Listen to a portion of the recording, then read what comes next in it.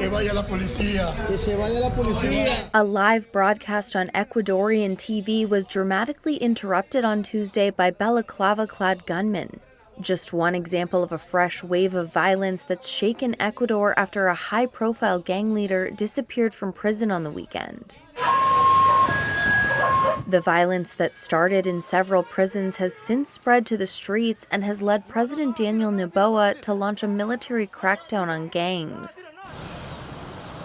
Security in Ecuador has been worsening since the pandemic, which also brutally battered the economy. The government says violent deaths nationally nearly doubled in a year to more than 8,000 in 2023, and blames the situation on the growing reach of cocaine trafficking gangs. Inside Ecuador's prisons, the gangs have taken advantage of the state's weak control to expand their power. The city of Guayaquil is considered the country's most dangerous, as its ports are a hub for drug smuggling. Police said on Sunday that gang leader Adolfo Macias had disappeared from the prison where he was serving a 34-year sentence. Meanwhile, there were incidents of violence in at least 6 prisons. As of Wednesday, more than 100 guards and other staff were still being held hostage. A prison in Riobamba saw 39 inmates escape, though some have been recaptured. Several police officers were kidnapped and 2 were killed on Tuesday.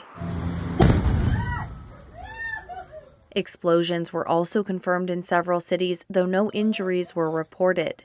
En contra del terrorismo. President Noboa has said the violence is a reaction to his government's plans to build a new high-security prison for jailed gang leaders. Un conflicto armado. Noboa, who took power in November after pledging to curb violence, has said he will not negotiate with terrorists.